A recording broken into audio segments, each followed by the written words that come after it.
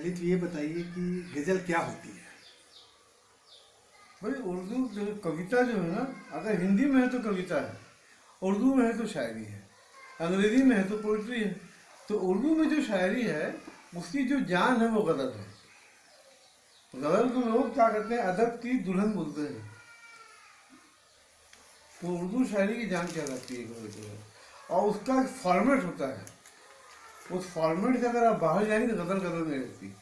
तो अभी कुछ लोग क्या हिंदी में लिख रहे हैं गज़ल, मगर वो बात नहीं पैदा हो रही है।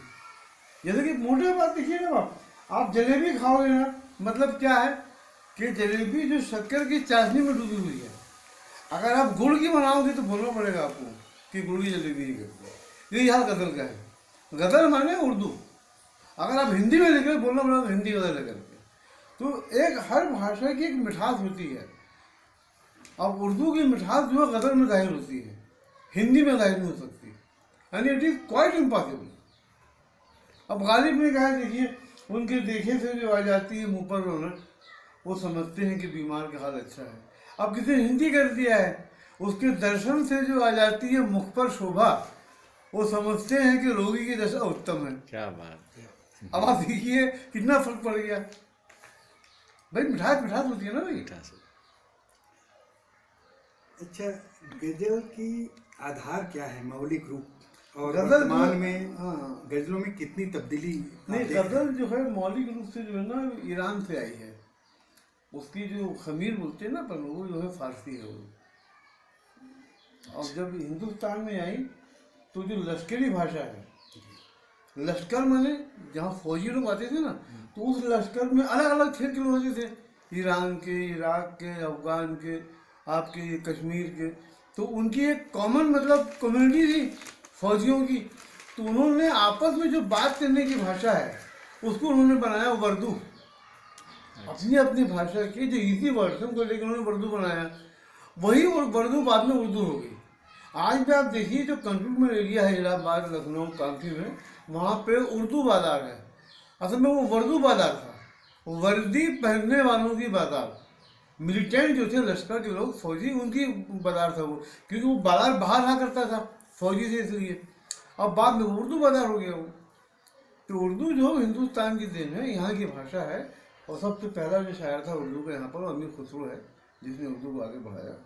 और गज़ल जो है वो ईरान से आई है, इराक से आई है। बेसिकली वो फॉर्मेट जो है फारसी है वो। और गज़ल का मतलब ही होता है महबूबा से बात करना, जी जी। औरतों से बात करना।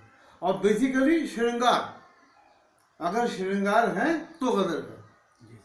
श्रृंगार नहीं है तो गज़ल नहीं है। यही हाल कविता का भी है। उसमें जहाँ श्रृंगार है तो वहाँ कविता है, श्रृंगार नहीं तो कविता नहीं है। अब इसमें क्या है, उसके एरिया बढ़ गया है शायरी में। वो गज़ल के बेस पे क्या करते हैं, सियासत को लेके आ गए हैं, धार्मिक भावना को लेके आ गए हैं, समाज की बात को लेके आ गए हैं। जी। मगर बेसिकली जो है शायरी वो गज़ल जो है फिर श्रृंगार है।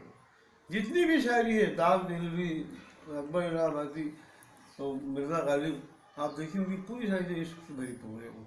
और इश्क के पर्दे उन्होंने कहा है बात आध्यात्म की, रूहानियत की। अगर इश्क नहीं है तो रूहानियत नहीं है, जो ऊपर से लगा है। जैसे किसी शायर ने कहा, देखिए अब सख्त है इश्क की रह गुजर, क्या बात है। चलने वाले जरा देख कर। अब दोनों बात हो गई है। आप खुदा को पाओगे तो जो रास्ता जो है अध्यात्म का वो बहुत सख्त है, उसका इश्क बहुत मुश्किल है।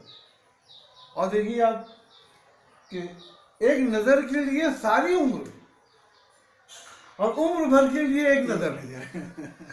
सही सही। हमें गुरु की कृपा पाने के लिए आदमी पता नहीं क्या नहीं किए लोगों ने यार, सन्यासियों ने, फिर वो गुरु कृपा नहीं मिली उनको, उम्र गई। और जिनको मिल गई वो तो तर गया, वो तो ब्रह्मलीन हो गया वो तो शायरी में कमाल है कि श्रृंगार की बात को अगर आप आध्यात्म में लेके जाओगे, रूहानियत में लेके जाओगे, स्पिरिचुअलिटी में लेके जाओगे, तो फिर बात अलग हो जाती है। तो शायरी जो बहुत बड़ी चीज़ है, ऐसी बड़ी चीज़ नहीं है, इसलिए आज मशहूर है पूरी दुनिया में।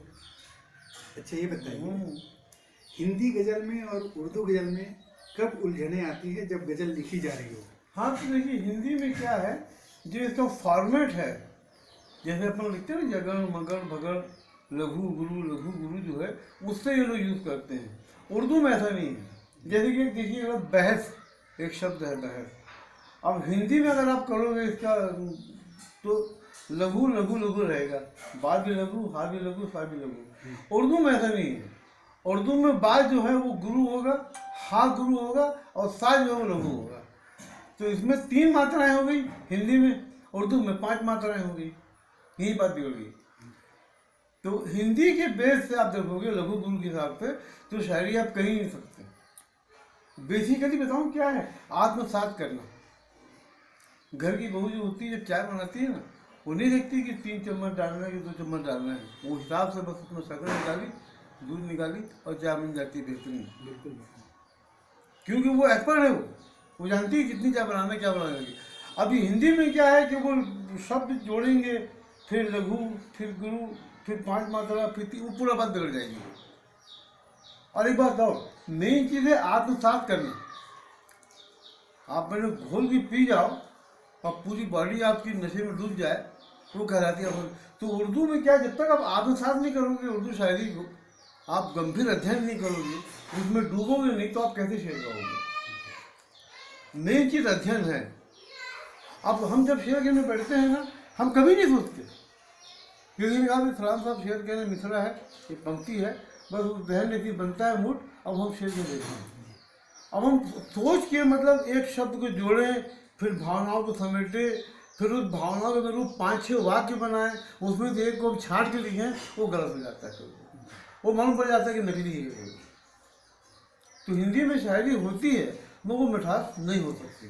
It is quite impossible.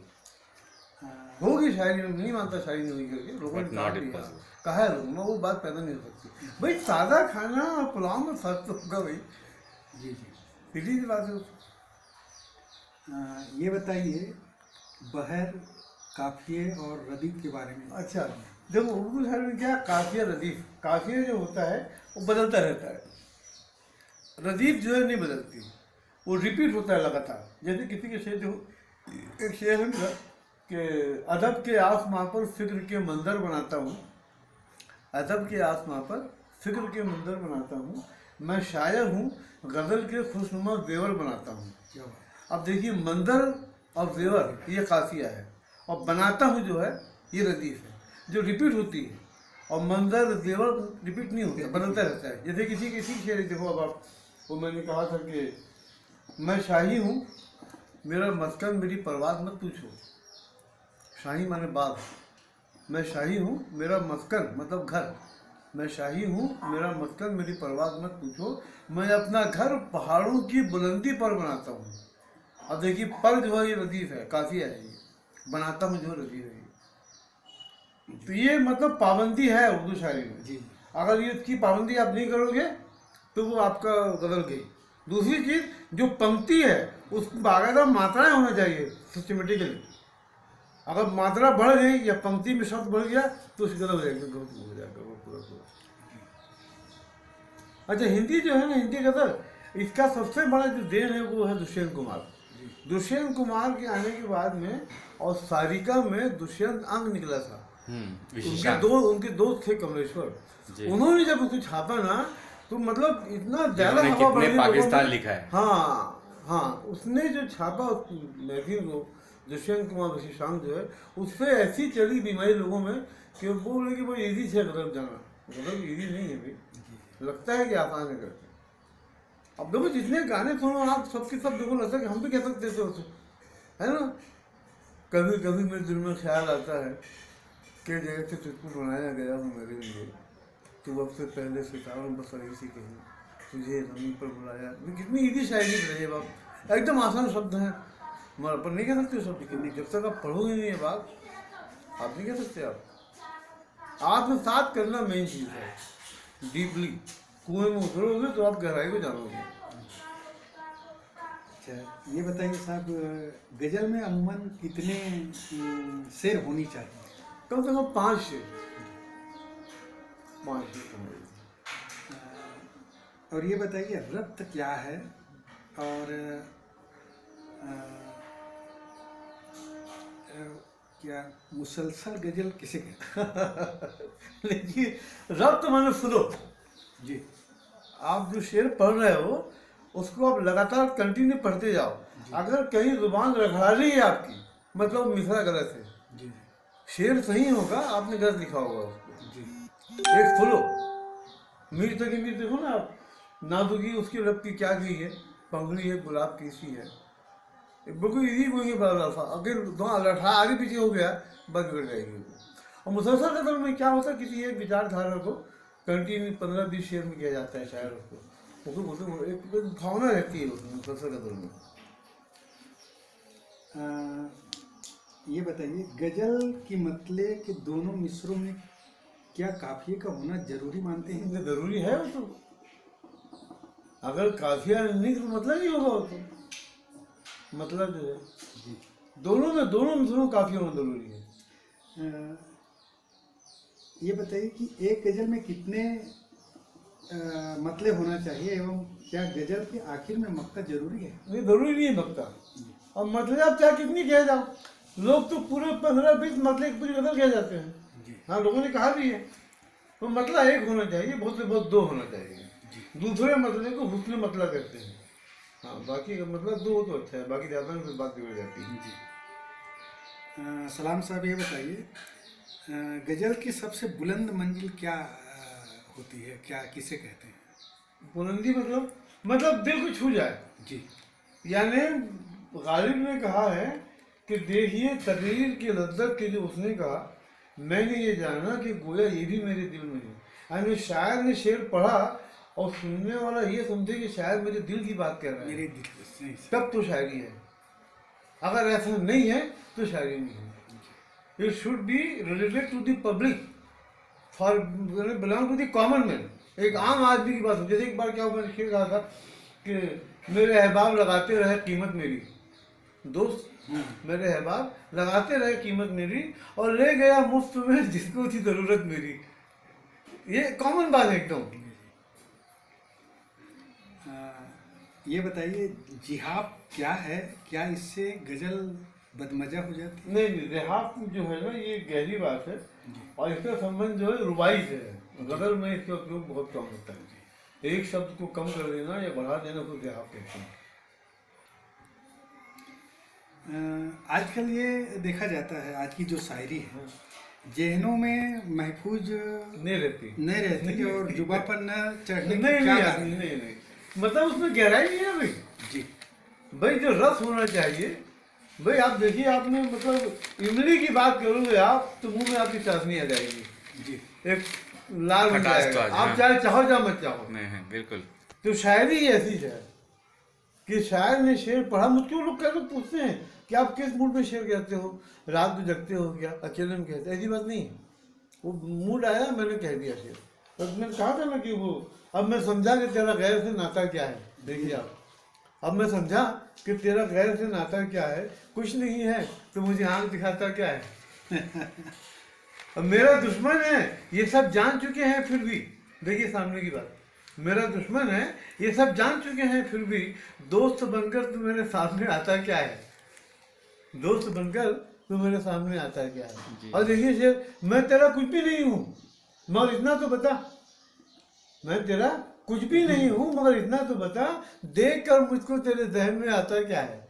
ये कॉमन शायरी है, ये आम आदमी की शायरी है। ये मुशायरा पढ़ो आप, मैंने पढ़ा कि जगह नशीद मुशायरा, मुशायरे के बाद में जिस शायर का शेर याद रहता है पब्लिक को, तब तो वो शायर है वो, वरना नहीं है। नहीं तो फिजूल है। मैं कोई मतलब वो लफादी है वो, यही बात कह जाना, ये नहीं कहना, वो कॉमन शायरी होगा। सलाम साहब, ये बताइए, रुबाइयाँ और अरुज हाँ, क्या है? रुबाइया का रूप जो फारसी है, और रुबाई के शायर आज के शायद नहीं के बराबर हो गए हैं। उसका जो फॉर्मेट है वो बहुत टिपिकल है, वो हम भी नहीं कह सकते रुबाई। हाँ, कथा कह सकते हैं, जिसको मुक्तक कहते हैं ना, 4 पंक्ति कथा होता है, उसको हम कह सकते हैं, मगर रुबाई हम नहीं कह सकते। उसके लिए बहुत गहरी स्टडी होना और उनकी बात नहीं बन सकती है। आप अपनी गजल में किसे ज़्यादा प्राथमिकता देते हैं? आम फहम होना चाहिए जो सामान्य आदमी की समझ में आ जाए, और ख़ास कर इश्क की बात जो होती है ना, मोहब्बत की बात है, वो भी उसमें सतही पर नहीं होनी चाहिए, चीपनेस नहीं, गहराई होनी चाहिए। जी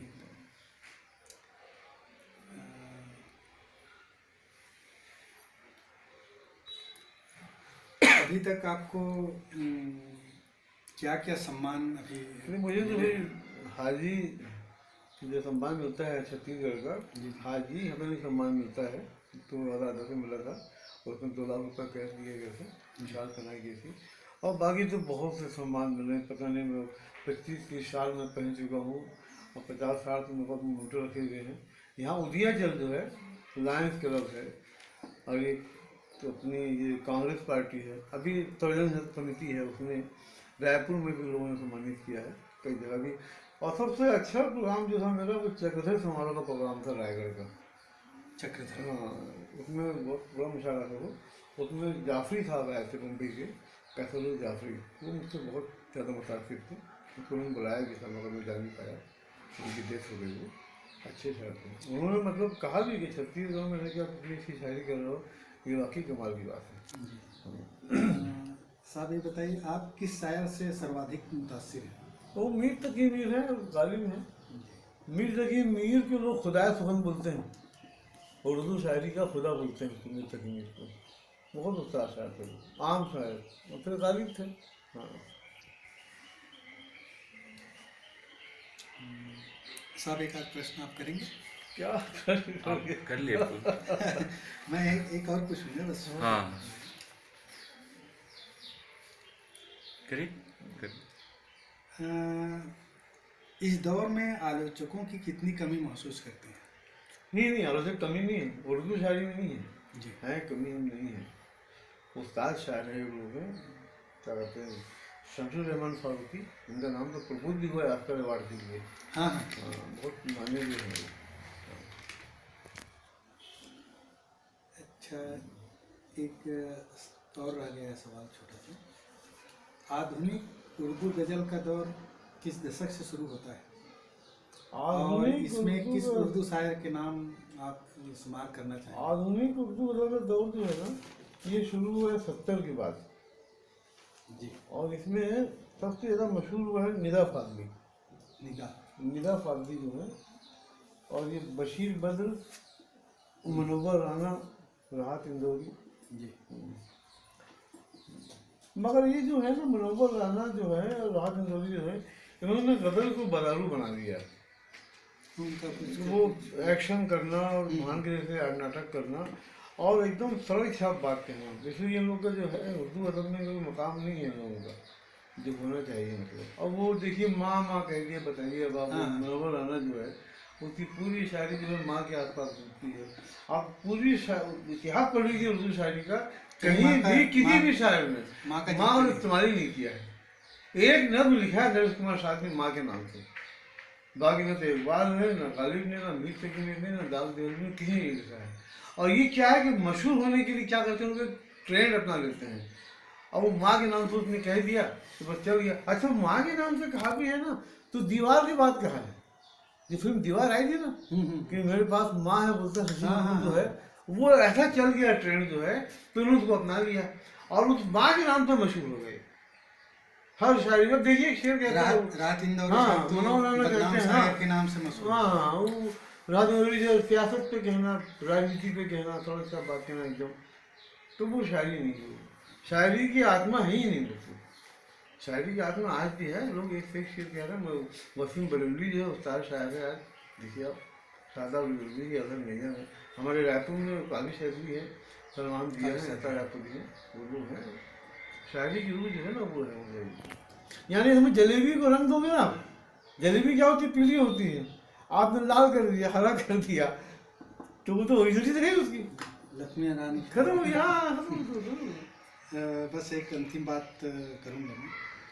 वर्तमान में कई दशकों से हिंदी अल्फाजों में गज़ल लिखी जा रही है, हाँ, इसे कितना सही मानते हैं और क्या उर्दू के बगैर हिंदी गज़ल कितना माकूल होगी? नहीं देखिए, हिंदी गज़ल लिखी जा रही है, मगर जहाँ वो गज़ल की जो विधा है, उसका जो फॉर्मेट है, उसको अपना रही है, वहाँ गज़ल अच्छी है। बाकी जहाँ उन्होंने नहीं अपनाया है वहाँ गज़ल जो लोगों। अब निमंत्रण चाहिए, आमंत्रण चाहिए, संस्करण चाहिए, बताइए क्या उसमें मिठास बताइए मेरे को।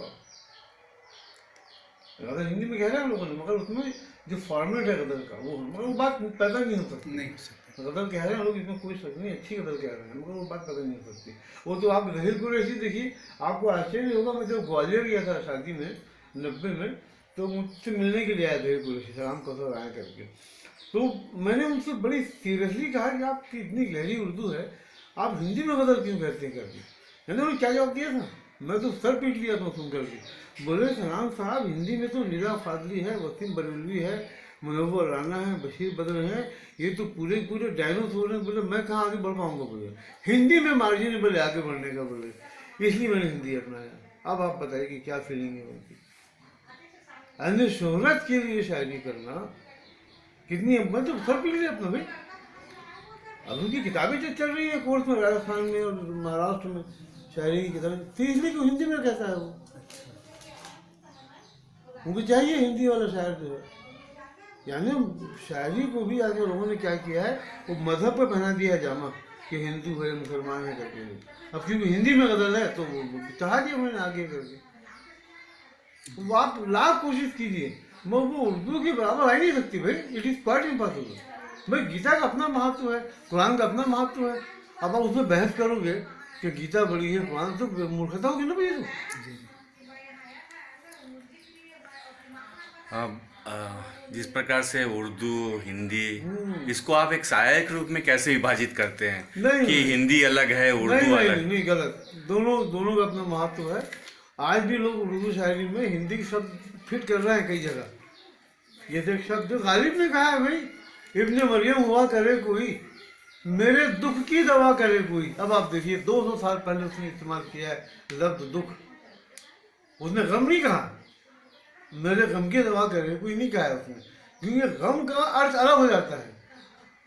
और दुख, कई शब्द ऐसे हैं हिंदी उर्दू में जो पर्यायवाची नहीं है। पर्यायवाची नहीं। जैसे प्रेरणा एक शब्द है, इंस्पिरेशन, इसका उर्दू नहीं है। पूरे चर्चाओं में आपने अपने शायरी का उल्लेख नहीं किया, ऐसे एक आध शायरी। असल में मेरी शायरी जो है ना, मैं बताऊं आपको, एक माहौल था उस जमाने में 1965-66 में, जब कॉलेज में थे ना, तो बहुत अच्छा माहौल था उस शायरी का। तो मैं पहली बार मैंने मुशायरा पढ़ा 1969 में, जब पूरी दुनिया में गालिब सदी मनाई जा रही थी। अब जब मैं वहाँ पे पढ़ा तो मतलब पूरे दोस्तों में, पूरे शहर में हल्ला में दिया। शहर में इसलिए कि मेरे दोनों बहनें मास्टरनी थी, जरीना और फातिमा आपा। उन दिनों मुसलमान लड़कियां मास्टरनी बन जाएं, ये बड़े आश्चर्य की बात होती थी। तो वो बहुत मशहूर था हमारा परिवार, और फिर जूनियरिटी में था, बाजार के बीच में था, सबसे मेजर। तो पूरे शहर में हल्ला में दिया कि सलाम शायर बन गया, सलाम शायर बन गया। तो एक हमाल थे हमारे, बहुत अच्छे बुजुर्ग थे वो, उनका नाम था जमील खां करके। तो वो मुझको पकड़े रास्ते में, कहते थे तू शायर नहीं रहा दादा, ऐसे कुछ नहीं बोले, अगर शायरी करना है ना तो सुन बोले एक शेर। अब देखिए हमाल जो वो शेर सुना रहा है मेरे को, दाग देहली का बेहतरीन शेर। वो कहते हैं कि आंखों में आके कौन इलाही निकल गया, आंखों में आके कौन इलाही निकल गया, किसकी तलाश में मेरे अश्के रवां चले। जब कोई चाहने वाला मिल के चले जाते हैं तो आँख से आंसू बह जाते हैं, उसको उसने कहा है। अब मैं सुन के समझ रह गया भाई, एक हमाल जो है आदमी, उसको दाग का शेर यहाँ से बताइए। और उसने मुझको ताकीद की कि देखो बेटा, शेर कहना तो ऐसा कहना कि लोग सुन के याद रखें, सड़क सब शायरी मत करना। तो फिर मैंने शौक था पढ़ने का, पढ़ा मैंने बहुत ज़्यादा, और बहुत गहरा मैंने अध्ययन किया, क्योंकि मास्टर था मैं। 3 पीरियड पढ़ा हूँ, बाकी बैठा हूँ घर में, स्कूल में, ऑफिस में, साइंस के लेबॉर्ट्री में या कहीं पर भी। तो मैं अपना किताबें लेके जाता था मैं, तो मैं सिर्फ पढ़ता था होता। जब तक आप पढ़ोगे नहीं, आप भाई अल्फाज होना जहन में, वाक़ बदली होना आपके जहन में। जब तक अल्फाज नहीं होंगे तो आप कैसे शेयर कर पाओगे भाई आप। तो इसलिए क्या मैंने बहुत संभल के कहा है। और आज देखिए 40 साल की शायरी में मेरे पास में 80 गज़लें हुई नहीं मुश्किल से। जब लोग आज तो 200-300 गज़लें कह जाते हैं।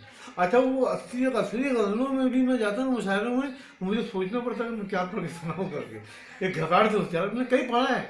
मेराज फैजाबादी उस्ताद शायर थे, मेराज फैजाबादी, सागर फैजामी, अंजुम रहबर, ये मंदर भोपाली, जौहर कानपुरी, इनके साथ मैंने पढ़ा है, मैंने मुशायरा लूटा है बाकायदा। मैं उनसे आगे बढ़ गया हूँ। कामठी का मुशायरा है, नागपुर का मुशायरा है, कोलकाता का मुशायरा है, लोग मुझे आज भी याद करते हैं। एक सवाल है कि हिंदू शब्द की उत्पत्ति कैसे हुई, हिंदू का अर्थ क्या है? अच्छी बात। देखिए अब आप, ये बहुत गहरी बात की है आपने।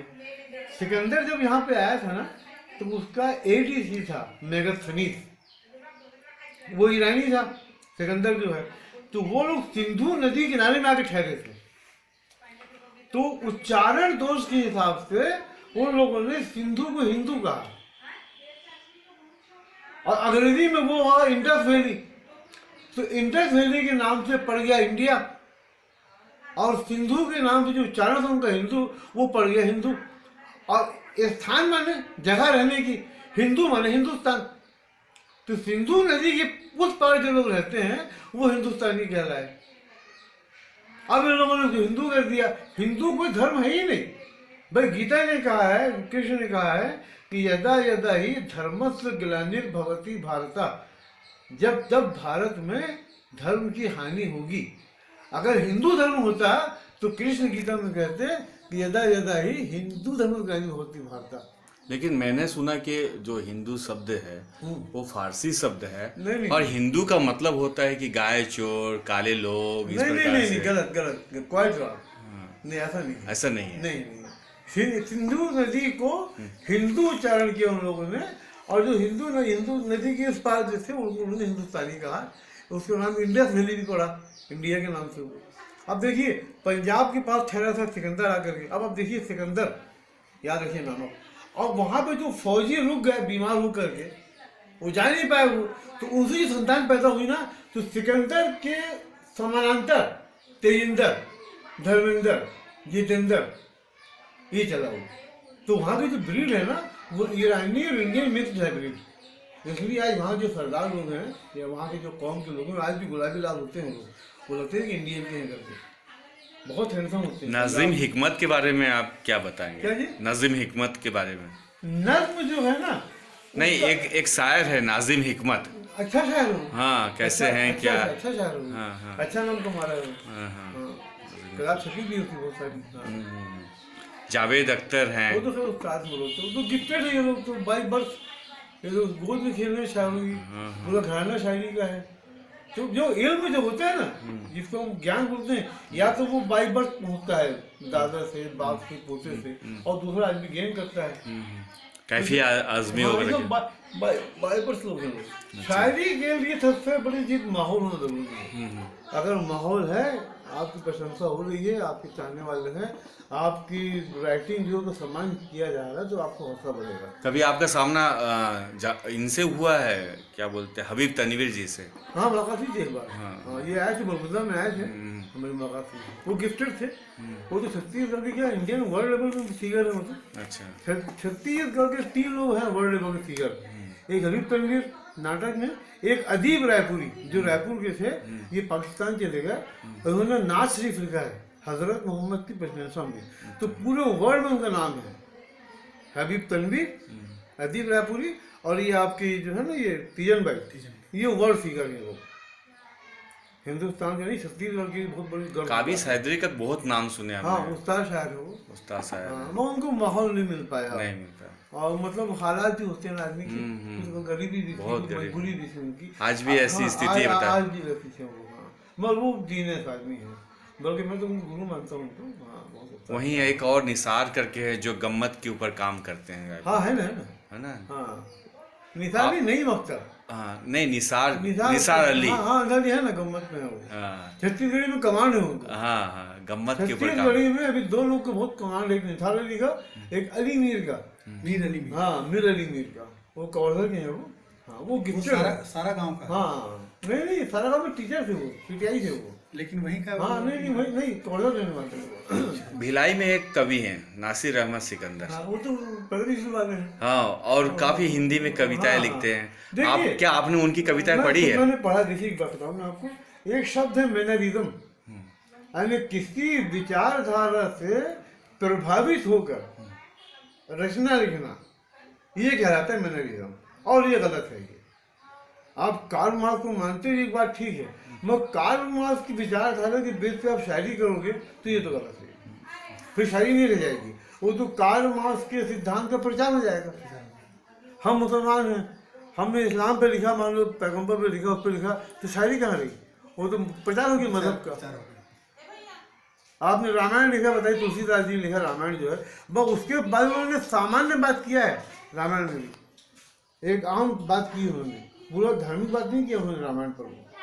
कभी आपके जो शायरी में, आपके गजलों में जो हालात हैं अभी देश के, जैसे कि एक लगातार मतलब मॉब लिंचिंग हो रहा है हमारे देश में, और लगातार मतलब लोगों को मारा जा रहा है, मुस्लिमों को गाय के मांस के नाम से मारा जा रहा है, उस पे आपने कुछ, आपकी कोई प्रतिक्रिया, आपने कुछ लिखा है? देखिए ये तो होगा, ये जहाँ धार्मिक उन्माद है ना वो तो होगा। और धार्मिक भी क्या कहोगे इसको आप, ये धर्म तो है ही नहीं, तो कोई भी धर्म जो है हिंसा नहीं सिखाता भाई, ये तो बहुत बुरी चीज़ है। शायरी में बात आई है, लोगों ने कहा है शायरी में, गलत है करके। जब गुजरात का दंगा हुआ 2002 में, तो तूफान था, हाँ, उस समय आपके साथ क्या गुजरा होगा, आपकी मानसिकता में क्या उसका प्रभाव पड़ा? 7 अक्टूबर मुझे तो एकदम, मैं तो सन्नाटे में आ गया था एकदम कि इतना बड़ा कांड एक प्रायोजित करके हो सकता है, जबकि पूरे अखबारों ने उसका विरोध किया, हाई कोर्ट ने, सुप्रीम कोर्ट ने, कि मान लो कुछ कर नहीं सके, आज भी लोग आजाद घूम रहे हैं। उसके पैरोकार आज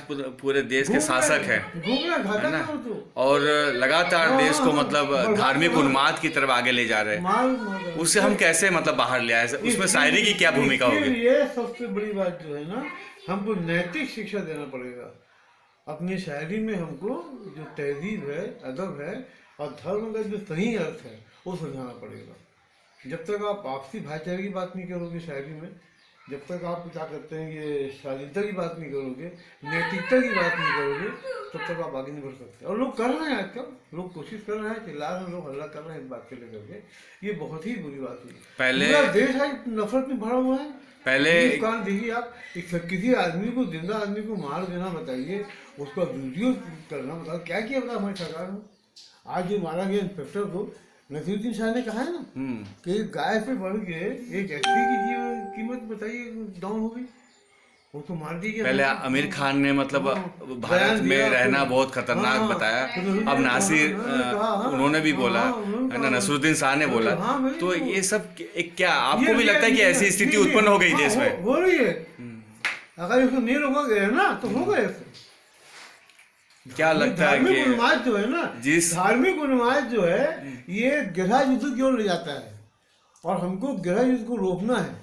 मुसलमानों की एक सांस्कृतिक भूमिका है मतलब पूरे भारतवर्ष को बनाने में, तो आपको क्या लगता है अब कि वो जो एक जो हमने सब मिल के जो एक गंगा जमुनी जो कल्चर बनाया था, उसका भविष्य को आप कैसे देखते हैं? वो जोश नहीं रहा।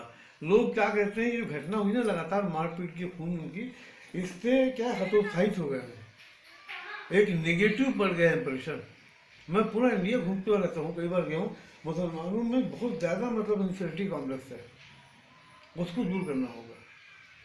और तालीम जो है बड़ी चीज़ है, मुसलमान तालीम से बहुत दूर है, और पूरी कम्युनिटी को एक करना पड़ेगा भाई। जब तक हम एक नहीं होंगे ना, ये जो लायंस क्लब हैं, उदिया चल हैं, और जो कमेटी हैं, रोटरी क्लब हैं, ये सब लेके एक साथ मिल के रहें, कमेटी बना के चलें और एक प्रचार करेंगे। अखबारों का इस पर बहुत बड़ा रोल है, अखबारों को चाहिए कि इस बारे में संविधान को खत्म किया जा रहा है, उसमें जो मूल मतलब बात है, जो प्रियम्बल में जो आपने मतलब धर्मनिरपेक्षता की जो बात की है बाबा साहब अम्बेडकर ने, उसको खत्म करने की कोशिश हो रही है। आपको क्या लगता है कि प्रियम्बल को तोड़ दिया जाएगा? नहीं कर सकते। अभी क्या है कि भाजपा का राज्य है, ये अब टूट चुके हैं, जो चुनाव से हार हुई है। अगर ये राज्यसभा में आ जाते पूरी तरह से तो ये कुछ भी कर सकते थे, मगर नेचर तो है भाई, कुदरत तो ठीक करती है ना भाई। तो और एक बात जान लीजिए, आप ग्राफ जानते हो ना, कॉमर्स पढ़ा है आपने, ग्राफ के टॉप में जाने के बाद में आपको डाउन तो आना ही पड़ेगा। वो ये तो आज भगवान बन बैठे थे ना। लगातार अभी क्या बोलते हैं, नोटबंदी का जो एक घटना हुआ, हाँ, उसके बाद जीएसटी ला दिया गया, सब चल रहा है। ये जो आज चुनाव में हार हुई है ना, इसका बेसिक पॉइंट जीएसटी और नोटबंदी है। नोटबंदी में हमारा भांजा जो है पंजाब बैंक में मैनेजर है ग्रुप में, फिरोज खान, उसने बताया कि जिस आदमी का 10 करोड़ का था एक साल का कैप्चर, वो 1 करोड़ में रह गया। अभी सरकार ने स्वर्णों को 10% आरक्षण की बात की है, और वहीं हम जो पिछला जो रिकॉर्ड देख रहे हैं, आंकड़े जो देख रहे हैं, पिछले साल ही 1.10 करोड़ नौकरियों को खत्म कर दिया खत्म कर दिया गया। गया। आप इसको किस रूप में देखते हैं? ये भी साजिश है, ये तो लिख लो इस बात को आप। सिर्फ चुनाव जीतने के लिए ये साजिश है, इसको लागू ये लोग कर नहीं सकते ना, होगा भी नहीं। ये जानते आपको हो। नहीं लगता है कि ये 15(4), 16(4) का उल्लंघन है संविधान की? नहीं, उल्लंघन आपको नहीं तो- लगता कि 340, 341, 342 का उल्लंघन अगर नहीं, नहीं, नहीं, सवर्णों को देखिए, आरक्षण? देखिए, उल्लंघन तो है। अभी जैसे कि सारे यूनिवर्सिटीज में 13 पॉइंट का जो अरे रोस्टर मत- लागू किया जा हाँ, रहा है। बहुत ही गलत है, ये एकदम गलत है। ये साजिश के तहत क्या है, पूरे देश को बर्बाद करने की कोशिश है ये, और क्या बोलते हैं, ग्रह युद्ध की तरह कोशिश है ये, और ये बहुत बुरा हो रहा है। इसके लिए चाहिए हमको सतर्क होना चाहिए आज भी। अगर आज हम नहीं कहते ना तो बात बिगड़ जाएगी। बाबरी मस्जिद, हर बार चुनाव होता है, चाहे वो विधानसभा हो नहीं, चाहे नहीं, लोकसभा हो, हाँ, बाबरी हाँ, मस्जिद का एक मुद्दा आ जाता है। नहीं, मुझे इस बात पे आश्चर्य होता है कि इनकी बात को मीडिया उछालता क्यों भाई? मीडिया जानता है कि चुनाव आने वाले हालात, तो तुम छापते क्यों भाई?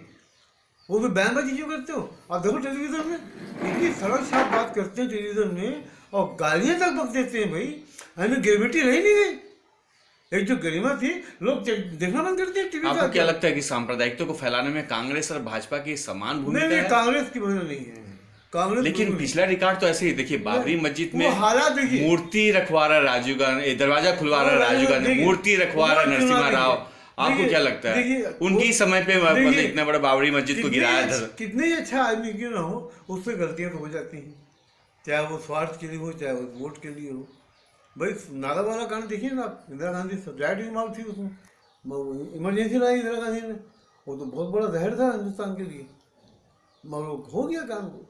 आपातकाल के कुछ आप अपने अनुभव हमको बहुत बताएं। डेंजरस, मेरे भाई मिशन में अंदर से 1975। अब उसके एक जो क्या बोलते हैं कि आपातकाल के ही जो एक हमारे नेता जॉर्ज फर्नांडिस का देहांत हुआ है, और वो बहुत जीनियस लोग, क्या लगता ये है लोग दिशा दे नहीं पाए। उस आपातकाल और अब जो अघोषित आपातकाल को आप कैसे रेखांकित करेंगे? नहीं, पहले का जो आपातकाल था ना वो डिक्लेयर था। आप एक दुश्मन सामने से हमला करे तो आप उसको बर्दाश्त कर लोगे, आप समझ जाओगे, और पीठ से हमला करेंगे तो नहीं समझ पाओगे आप। ये जो अघोषित आपातकाल है, ये पीठ से हमला करने वाला है, इसको लोग जान नहीं पाएंगे। कब जानेंगे? जब आहत हो जाएगा आदमी, तब जान पाएगा वो। और वो तो डिक्लेयर था, उसमें आदमी बचते रहा वो। अच्छा, इन लोगों ने क्या किया, कोई दिशा दे नहीं पाए। जॉर्ज फर्नांडिस हैं, और ये अपने मदन तिवारी हैं, विश्वनाथ प्रताप सिंह है, ये चंद्रशेखर हैं, जैसे वो प्रधानमंत्री बन गए थे, ये लोगों ने दिशा दे नहीं पाए। ये सबसे बड़ी बात है। एक कॉन्क्रीट जो होता है ना, आपका स्ट्रक्चर जो होता है समाज को आगे बढ़ाने का, नौजवानों को तो हम लोग समझे ही नहीं पीती। आज देखिए सबसे बड़ी बुराई ये देखिए आप, एक इंजीनियर लड़का जो है वो क्लर्क के लिए एप्लीकेशन दे रहा है, वो अस्पताल के वार्ड के लिए एप्लीकेशन दे रहा है। बताइए कि एक इंजीनियर को बनाने के लिए सरकार जो है 25 लाख खर्च करती है उसके बाद। मैंने कुछ आंकड़े उठाए, उसमें देखा कि जो मुसलमानों की जो आर्थिक हालत है हाँ, वो ST SC OBC के हालत से भी नीचे है। बदतर है वो। आप क्या कहाँ तक सच नहीं, है? बिल्कुल सच है। बिलो पॉवर्टी लाइन, बल्कि दरिद्र ही समझिए आप। कई मुसलमान को दीवार से भी नहीं पीते हैं। तो क्या क्योंकि उनमें ये sense कोई of साजिश humor- के तहत इस प्रकार उनके नहीं, आर्थिक नहीं, रीढ़ को नहीं। तोड़ा जा रहा है? नहीं, सेंस ऑफ ह्यूमर नहीं है उनमें, जागरूकता नहीं है। वो इसमें क्या सरकार की जिम्मेदारी नहीं है, उसकी अकाउंटेबिलिटी नहीं बनती? जिम्मेदारी है, मगर कहाँ कर पा रहे हैं वो। सच्चर कमीशन के रिपोर्ट के बारे में क्या हाँ, वो बताएं? तो बहुत सही रिपोर्ट है वो, मगर लोग कहाँ लोग कर रहे हैं। अकेला आदमी है बेचारा, उसमें पार्लियामेंट में जो अवैसी जो है वो हल्ला करता रहता है बाकी। आप देखिए मुसलमानों में इतना पढ़ने के बाद भी पार्लियामेंट में कोई एक MP नहीं है, बताइए बाप, एक को छोड़ करके बताइए बाप। यहाँ की संसद में क्या विधानसभा में एक ही मामला नहीं है। मतलब पढ़ाओ, लोग समाज में स्टडी नहीं है लोग। जब तक सोशल स्ट्रक्चर नहीं होगा ना, मुसलमान सामाजिक रूप से और सामाजिक संरचना में बहुत पीछे हैं।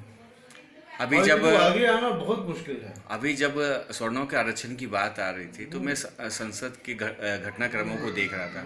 एक अकेला ओवैसी और वो झा है ना, दो जन मतलब बोल रहे थे, बाकी दलित नेता के मुंह में मालूम नहीं क्या था कि ये कुछ नहीं बोले, क्या कारण है? चाहते नहीं बोलना ना, अरे मोहम्मद लोग आगे आए, ये चाहते नहीं लोग, क्योंकि उनकी रोजी रोटी मारी जाएगी ना भाई।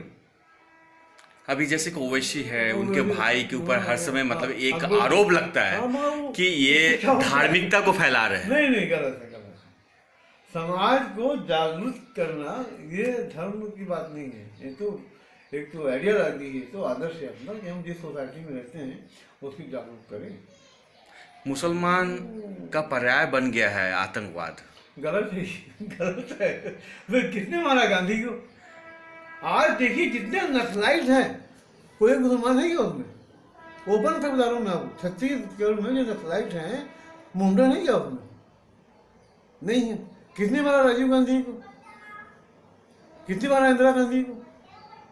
ये तो क्या है कि एक साजिश है। साजिश के तहत किसी कम्युनिटी को बदनाम करना, ये दोनों चीजें आप वो संबित पात्रा जो है कुछ भी एक्शन बोलता रहता है। अभी जेएनयू से नजीब को गायब कर दिया गया हाँ और उनकी माँ मतलब गुहार लगा रही है। गुहार लगा रही होती है बाबू। आपने कोई शायरी लिखा उसमें? नहीं, उस पर नहीं लिखा, मतलब विरोध किया था मैंने। अब तक लोग खोई रहे हैं उसको, तो भाई बहुत बुरी बात है, ये तो बहुत गलत है। लगातार हमारे जो दलित स्कॉलर मारे जा रहे हैं, इस प्रकार से हमारे जो स्टूडेंट्स को गायब किया जा रहा है, लगातार जो हमले हो रहे हैं, कई जो साहित्यकार हैं, वो सब स्कॉलर हैं, वो अपने जो पुरस्कार है उसको वापस कर रहे हैं। तो क्या कभी आपने ये भी सोचा कि आपको जो सरकार ने पुरस्कार दिया उसको इन सारी स्थितियों में वापस करो? अगर यहाँ होगा छत्तीसगढ़ में ऐसा मामला तो अपन कर सकते हैं। इतने सारे पूरे देश में आग लगने के बाद भी आप छत्तीसगढ़ को कैसे बचा के रखेंगे? देखिए, सबसे बड़ी चीज तो क्या, नैतिकता का पाठ पढ़ाना होगा। और जब तक हमारा युवा वर्ग जो है ना वो आध्यात्म की ओर नहीं जाएगा, तब तक कुछ नहीं हो सकता। आप लिख लीजिए, हमारे शरीर का, हमारे जीवन की 3 आवश्यकता है। आप लिख लीजिए, इस बात को ध्यान दीजिए। एक है मानसिक, एक है शारीरिक और एक है आध्यात्मिक। शारीरिक माने अच्छा कपड़ा पहनना, रोटी, कपड़ा, मकान, स्वास्थ्य। मानसिक माने अच्छा अध्ययन, अच्छे साहित्य का अध्ययन, प्रेमचंद को पढ़ना, कबीर को पढ़ना, और उसको पढ़ना, जाते खलील जिब्रान को पढ़ना, अरस्तु को पढ़ना, ये तुलसीदास को, सूरदास को, इनको पढ़ना चाहिए। ये है मानसिक साहित्य आवश्यकता। और एक है आध्यात्म माने आत्मिक आवश्यकता। लेकिन तुलसीदास ने तो ये लिख दिया कि ढोल पशु शूद्र नारी ये सब तारण किया अधिकार। ये जो क्या बोलते हैं इसको आप, एक क्या बोलते हैं इसको, आप कह सकते हैं एक अपवाद कह सकते हो आप। कुरान में भी आया है। ये बताइए, आपकी औरतें तुलसीदास ने रामचरितमानस लिखा, लेकिन उन्होंने ऐसा क्यों नहीं बताया कि वहाँ बाबरी मस्जिद में वो रामलला की वही जन्म हुआ? क्यों नहीं बताया, उल्लेख क्यों नहीं किया उन्होंने? बातें नहीं देते, चर्चा नहीं देती। जिस जमाने में तुलसीदास हुए ना, वहाँ कहाँ चर्चा हुई थी इसकी? अगर सही में बाबर रहे होंगे, बाबर ने तोड़ा होगा, तो तुलसीदास को तो उल्लेख करना चाहिए क्या रामचरितमानस में? ऐसा नहीं, गलत है वो, शायद नहीं था वो। ये पूरा षड्यंत्र है ये। आप जाइए ना अयोध्या में, वहाँ सब शांति है, वो कोई कुछ नहीं, तो बना दो बोलते हो लोग। तो अब कमलेश्वर के कितने पाकिस्तान पढ़े? बहुत पढ़ा मैंने पाकिस्तान, वंडरफुल। कैसा है वो पुस्तक? वंडरफुल, बहुत। उसमें उन्होंने बाबरी मस्जिद का उल्लेख किया है, उल्लेख किया, बहुत स्पष्ट उल्लेख किया है। बाबरी मस्जिद की बेसिकली गलती जो राजीव गांधी की है, मैं मानता हूँ। अगर वो ताला नहीं खुलवाते तो कुछ नहीं हो पाता। ये नेहरू जी बहुत सही आदमी थे, वो जानते हैं मामला होना चाहकर उन्होंने दबा रखा, मगर राजीव समझ नहीं पाया, दबाव में आ गया वो बहुत ज़्यादा। एक पूरे भारतीय जो जमहूरियत है उसको बचा के रखने के लिए एक समन्वित प्रयास करना चाहिए। एक लेखक, एक शायर के रूप में आप क्या देखते हैं कि मतलब जो अल्पसंख्यक है उसकी सुरक्षा कैसे सुनिश्चित हो? एक सही मायने में जो भारत के सपना हम लोगों ने देखा, हमारे पूर्वजों ने देखा, जिसके आधार पर संविधान की निर्माण हुआ, जो पूरे दुनिया का सबसे बड़ा संविधान है, और उसके ऊपर अब लगातार हमले हो रहे हैं, संविधान को जलाया जा रहा है, जब संविधान को खत्म करने की कोशिश हो रही है। एक ऐसी स्थिति में आप क्या सोच रहे हैं? देखिए, मैं सबसे बड़ी कहना मैं लोगों को कि जब तक सामूहिक रूप से प्रयास नहीं किया जाएगा, बुद्धिजीवी वर्ग जो है वो रीढ़ की हड्डी होता है किसी भी क्षेत्र का, किसी भी देश का। तो बुद्धिजीवी वर्ग जो है ना वो जागरूक नहीं है। हालात ऐसे पैदा हो गए कि वो भीरू होकर रह गया है। वो कहना चाहता है मगर वो कह नहीं सकता, वो उसको डर समाया हुआ है लोगों में। देखो ना, जो जज को मार दिया गया, बताइए कौन जज था ना सुप्रीम कोर्ट का, जिसने उसके खिलाफ बात किया था? लोया। हाँ, क्या लोया था ना? बताइए बाप, कहाँ गया वो? अरे हद तो ये कि जिसने इंदिरा गांधी के खिलाफ डिसीजन दिया था वो गायब हो गया, कोई जान नहीं पाया। तो ये जो डर की जो भावना है लोगों में, और एक जो इन्फीरियरिटी कॉम्प्लेक्स जो पैदा हो गया लोगों में, एहसास कमतरी, इसको दूर करना पड़ेगा। और इसके लिए सबसे बड़ा काम हमारे मीडिया का है, हमारे अखबार वालों का है। इसको कहाँ जगाओगे आप? ये तो थोड़ा गड़बड़ है ना भाई। तो इसके लिए हमको मिलकर प्रयास करना पड़ेगा, और सबसे बड़ा रोल मीडिया का है इसमें। हमारे राजनीति के जो है वो सिर्फ ऐश में हो गए हैं, हवाई जहाज में घूमना और अपना डीए बनाना। वो कुछ नहीं जानते कि क्या करना है क्या नहीं करना है। हाथ उठा दो और जय बोल दो, बस हो गया। क्या लगता है 3 राज्य में कांग्रेस लौट आई है, कुछ आमूलचूल बदलाव होगा जी? इन्होंने बर्बाद किया है ना 15 साल में, कहाँ यकीन ठीक होगा भाई।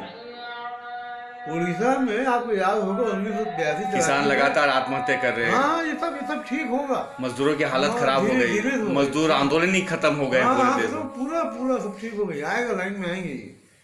इनको सोचना पड़ेगा भाई। आज जो किसानों को जो माफ किया जा रहा है ना, ये किया जा रहा है, सही बात है ये। 2019 के लोकसभा चुनाव को लेके कोई भविष्यवाणी आप? नहीं, वो तो जाएगा बाहर, मोदी नहीं आ सकता किसी भी हालत में। मोदी नहीं वो आ तो सकता। सबके साथ सबका विकास की बात 90% करते हैं। ये जो देखिए, मोदी नहीं आ सकता, इसका बेसिकली जो है वो जीएसटी है और आपको नोटबंदी। अभी भी जो हुआ है ना, ये किसी के प्रयास से नहीं हुआ है। ये आप मत सोचना कि कांग्रेस ने काम किया और प्रचार किया तो जीत गई, नहीं है। ये कोई डिवाइन है, कोई ऊपर से, कोई ऊपर वाला है जो देख रहा है। ऊपर वाला जो है कोई प्रकृति है, वो ठीक कर रही है। नहीं तो आप देखिए 12 सीट का आना कोई मजाक है क्या? 15 साल तक भाजपा ने राज किया और 15 सीट। आज देखिए रमन सिंह की बोलती बंद है, किसी भी भाजपा के बयान को आ रहा है आजकल, वो घबरा के रह गए लोग। तो ये प्रकृति है, प्रकृति की मार बहुत बुरी होती है, और आप लिख लो कि मार पड़ेगी और ये भाजपा साफ, क्योंकि मानसिकता गलत है ना। आपकी मानसिकता सही होगी तो आपको फायदा होगा। अब मानदेव जो कांड हो गया, देखिए बुलंदशहर का कांड हो गया, बताइए बाप, अगर 3 लाख रुपये मुसलमान वहाँ पर थे, अगर की बात आग फैल जाती तो वहाँ तो नरसंहार हो जाता हो, तो पूरे मर जाते हैं पर आदमी। वो तो बम फेंकते देखे ना लोग, है ना, गाय को काट के उसके टुकड़े कर फैला देना। बताइए बाप, इंस्पेक्टर बोलने के लिए गया तो उसकी उंगली काट ली था फंसे थे। अब आप क्या लोग हो? ये लोग पता नहीं ये लोग क्या करना चाहते हैं भाई। तुम्हारा भी देश है, हमारा भी देश है भाई। मैंने कहा था ना कि क्या बोलते हैं, दोनों ने भारत की तकदीर संभाली है। मुमकिन नहीं मुस्लिम का हिंदू जुदा होना, दोनों ने भारत की तकदीर संभाली है। इसके लिए आपको ऐसा तो नहीं लगता है कि हमको जो इतिहास पढ़ाया जा रहा है, एक मुस्लिम विरोधी जो इतिहास, मुस्लिम हमलावरों का जो हमको इतिहास पढ़ाया गया है, उसी इतिहास के कारण ही इस प्रकार से जो नस्लता पूरे समाज में। इतिहास में ऐसा नहीं है। हाँ, इतिहास कि मुस्लिम आए, मुगल आए, भारत के ऊपर हमला किए। हमने ही पढ़ा है, ऐसा नहीं है। वो जमाने में कभी दंगे नहीं हुए। ऐसा औरंगजेब जमाना, औरंगजेब 40 साल तक राज किया, कभी उसने कोई मंदिर नहीं तोड़ा उसने। आप पढ़ लीजिए इतिहास। बाबर का, अकबर का राज था, उसने तो बाकायदा झूला झूलाया कृष्ण को। उसने शादी किया क्या जोधा भाई से, ताकि हम एक मिलकर के रहें करके। कौम की एकता अलग है भाई, मजहब को छोड़ दो आप। कौम माने इंसानी कौम, इंसानियत, ह्यूमैनिटी। और किसी भी मुसलमान ने, किसी भी अकबर ने, किसी भी जफर ने, किसी भी शाहजहां ने कभी ऐसी बयानबाजी नहीं किया। अब भाई बुरहानपुर की मस्जिद है, वहाँ संस्कृत में लिखा गया, बताइए आप, वहाँ का जो लिखा गया वो बुनियाद रखी गई है वहाँ पर। इसके पीछे क्या साजिश देख रहे हैं कि आप लगातार मतलब स्टेशनों के नाम बदले जा रहे हैं, राज्य के नाम बदलने की तैयारी हो रही है? मूर्खता है। क्या आप देश का भी नाम बदल दिया जाएगा? ये मूर्खता है। ये बाद में सब ठीक हो जाएगा। प्रयागराज भी गायब हो जाएगा और वो दीनदयाल भी गायब हो जाएगा। वो अब देखिए, दीनदयाल लोग महान बोलते हैं। दीनदयाल ने जानते हो क्या कहा था? आपको याद होगा 1983 में कि मुसलमानों का भारतीयकरण होना चाहिए। अब आप बताइए भारतीयकरण क्या होता है? और जानते हो उसकी मौत कैसे हुई थी? रेलगाड़ी में किसी ने मर्डर कर दिया था और वो बोगी बाहर रखी हुई थी बाजार में। जब लाश से बदबू आई 3 दिन बाद, तब लोग जाने की दीनदयाल कर गोलवरकर, हेडगेवर और उनका बंच ऑफ थॉट के बारे में आप क्या बोले? दुश्मन है ये लोग समाज, राजनीति की नहीं है, देश की नहीं, ये लोग समाज के दुश्मन है। ये लोग they are poison for the society. आप जो ये चाहते कि हिंदू राष्ट्र बनाने के लिए, उसको आप कैसे देखते हैं? हिंदू राष्ट्र कैसे बनेगा भाई? इट इज क्वाइट इम्पॉसिबल भाई। एक हिंदू राष्ट्र, बताइए नेपाल है, बताइए कितना बर्बाद है वो। आप नेपाल गए हैं? नहीं गए कभी आप? अरे बाप रे बाप रे, वल्गर लाइफ है वहाँ की, सरयाम ऐसी है वहाँ पर धर्म के नाम पर, और जो जिसके मन में जो है वो किए चले जा रहे हैं। हिंदू राष्ट्र कहाँ से बनेगा भाई? धर्म के आधार पर कोई राष्ट्र नहीं चल सकता, ये आप जान लीजिए। आप राष्ट्र चलेगा समाज के नाम पर, और समाज है मानव समाज, और मानव समाज में सब है मिलकर रहते हैं एक साथ। हिंदुस्तान तो पूरे वर्ल्ड में रिकॉर्ड है अपना में कितने लोग रहते हैं मिलजुल करके, और बड़ी इजीली मतलब चुनाव हो जाता है, सत्ता बदल जाती है, लोग कुछ नहीं कर पाते। ये तीन बात कहीं नहीं बताइए आप। अमेरिका में तो बाकायदा अमेरिका में तो पोस्ट करते हैं इसको बनाना है करके, सीधी सी बात है वो। और नाम के चुनाव होता है वहाँ पर, तो 2 पार्टी वहाँ पर है, वो कर देती है इसको बनाना है करके। यहाँ पे तो कभी नहीं हुआ, चुनाव होता है बाकायदा यहाँ पर। जो बेसिक नीड्स है, रोटी कपड़ा मकान पानी बिजली शौचालय, उसकी जिम्मेदारियों से सरकार क्यों भाग रही है? नहीं समझती ही नहीं ना सरकार। अगर समझे, जो लोग सरकार में आए हैं वो समझे, मान लीजिए तो सब ठीक है। अब जो आए हैं सत्ता में, कभी गए नहीं हो तो हवाई में बैठ करके, आज जो चुन करके आए हैं MLA MP जो है, बैठे नहीं प्लेन में, वो तो खो जाते हैं अपने मौज मस्ती में, ऐश परस्ती में। तो जो उनका जो क्या बोलते हैं, उनका जो ड्यूटी जो है, जो फर्ज है उनकी, जो उसको जानते नहीं क्या करने क्या नहीं करना है। एक सवाल है कि जो किसान है हाँ वो फसल का उत्पादन करता है, हाँ। लेकिन उसका मूल्य का निर्धारण नहीं कर पाता। ये भी लेकिन तो- एक उद्योगपति है जो चीजों का निर्माण वो करता अपना है करता और है। मूल्य का हाँ, निर्धारण अपना खुद करता है, करता अपना है। करता है। तो इस प्रकार का जो मतलब एक ये नहीं, देखिए बहुत पहले हिंदू यहाँ पे छत्तीसगढ़ में छत्तीसगढ़ी समाज एक संगठन बना था, उसने उठाया था आवाज कि कृषि को उद्योग का दर्जा दो। अभी देने वाले हैं आजकल में, अभी हाँ, स्वामीनाथन कमीशन में भी एक बात बोला गया है। है। किसान जो बोता है उसका जितना खर्चा है उसको मिला करके एक्यूरेट जो है उसका जो बेनिफिट है वो होना चाहिए। सर- आज भी देखिए सब्जी बोता है ना, कुछ नहीं मिलता उसको, कुछ नहीं। दलाल खा जाते हैं पूरा पैसा। लेकिन सरकार तो बोलती है कि आपको 1 रुपए में चावल 3 रुपए किलो में चावल दे रही नहीं है। ये तो भाई देखिए ये बात राजनीति की बात है, इसमें पूरा फाइनेंस गड़बड़ा गया है, और आज इसको संभालने में लगे बरसों। आप देख लीजिए, मकान कोई आदमी किसी आदमी को मकान से खाली कराओगे और मकान को पूरा चल जाए तोड़ फोड़ करके, तो जो नया आदमी आएगा पहले मकान को बनाएगा वो, फिर रहेगा वो। आज 15 साल में पूरा ढांचा बिगड़ गया है छत्तीसगढ़ का, मध्य प्रदेश का, उसको तो संभालने में लगेगा। एक तरफ तो पूरा किसान क्या बोलते हैं कि 10-12 रुपये में मतलब धान का उत्पादन करता है ना, उसको बड़ा मुश्किल से 10-12 रुपये मिलता होगा, है ना लागत। हाँ। और उसके बाद ये सरकार 1 रुपये 3 रुपये किलो में चावल को बेच देती है। तो इसको क्या किसान विरोधी माने कि किसान के साथ किसान की सरकार है? ये जब पॉलिटिक्स है, चुनाव है, चुनाव जीतने के लिए और कुछ नहीं है। आज देखिए उसने रमन सिंह को कभी उम्मीद थी क्या? वो बच्चों को उसने मोबाइल बांट दिया, टेबलेट बांट दिया, लैपटॉप बांट दिया, और क्योंकि वो सब बिगड़ गए। टेबलेट दिया उसने 3 महीने में खत्म, मोबाइल दिया 2 महीने में खत्म। तो लोग युवा आज अगर हारा ही है ना छत्तीसगढ़ में भाजपा, तो नोटबंदी भी है, GST भी है, और युवा वर्ग ने बिल्कुल इसके खिलाफ वोट दिया है। 18 साल में जो लड़के जवान हो गए हैं ना, वो जान गए राजनीति क्या है, रूप पड़ क्या करके। आज तक उनके पास में इसका हिसाब नहीं है कि उसने कहाँ से मोबाइल बांटा, कहाँ से बांटा था। एक अंतिम सवाल, हाँ। आप शायर के साथ साथ मतलब बेसिकली आप शिक्षक हैं, हाँ। तो शिक्षा की हमारे समाज में क्या भूमिका है? शिक्षा बहुत जरूरी है साहब। आज स्कूल खुल रहे हैं, सबसे ज्यादा अफसोस की बात ये है कि निजीकरण हो रहा आज है। शिक्षक जो है ना वो जिम्मेदार नहीं है। अरे हमारे ज़माने में तनख्वाह थी 1200 रुपये, और हम पूरी ईमानदारी के साथ में क्लास में जाके पढ़ाते थे। आज तो तनख्वाह 40,000 है, 50,000 है, मगर शिक्षक क्लास में नहीं जाते, बाहर गप मारते रहते बैठ करके। वो प्रिंसिपल आके जब बोलता है 2 बार तब जाते हैं भाई, ये हालत है। तो जिम्मेदारी जो है उससे शिक्षक लोग बहुत दूर हो रहे हैं। इसमें निजीकरण भी बढ़ा है। निजीकरण तो बिजनेस हो गया आजकल, तो सीधी सी बात है। जितने स्कूल है करोड़पति, देखिए ना ये जो अपना ये युग्मा योजना वाला स्कूल है, जो क्या नाम है, शिक्षा गायत्री वाला, गायत्री, कितना करोड़ घर मुझे निकला है, वांटेड निकला है, 2 लाख 3 लाख 4 लाख, 1 करोड़ घपला। प्रिंसिपल को हटाया गया, क्यों? कि उसने 15 करोड़ खा गई। राजगीर से हटाया गया, क्यों? बोले 12 लाख रुपये खा गई।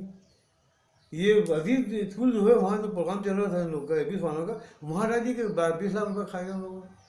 ये हल्ला है पूरा भाई।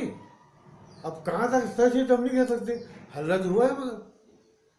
अरे पूरे बिजनेस है इन लोगों का भाई। एक निजीकरण के साथ साथ अंग्रेजी माध्यम को बहुत बढ़ावा दिया जा रहा ये है, तो इससे क्या भाई लगता है कि हिंदी और उर्दू नहीं, क्रेज- तमाम क्रेज- चीज खत्म नहीं, हो नहीं, जाएंगे? क्रेज नहीं, लोगों में क्रेज है अंग्रेजी का, जी। और वो बढ़ रहे हैं आगे अलग बात है, मगर ओवर है ये और एक वो- भविष्य को लेके एक सवाल है, जिस ढंग से नौकरियां खत्म हो रही है, सरकार नौकरी खत्म कर रहे हैं, आने वाले बच्चों के भविष्य को लेके आप क्या कहेंगे? आने वाले दिनों में आप लिख लीजिए, जिस तरह किसान आत्महत्या कर रहे हैं ना, नौजवान आत्महत्या करेगा। मेरे बात, जिनके माँ बाप घर को बेच के, खेत को बेच के, जेवर को बेच के पढ़ाते हैं, इंजीनियर बनाते हैं, डॉक्टर बनाते हैं, ग्रेजुएट करवाते हैं, आज देखिए अब आप वो सड़क में घूम रहे, क्या होगा? यानी एक लोगों में कुंठा पैदा हो जाएगी भाई। मानसिक रूप से अगर आदमी कुंठित हो जाए, क्या करेगा वो डकैती करेगा, चोरी करेगा, और जब ये सी बात नहीं तो खुदकुशी करेगा वो। सीरियस बात है वो। बहुत बहुत धन्यवाद आपको, शुक्रिया आपको। आप लोग आए थे, बड़ा अच्छा लगा।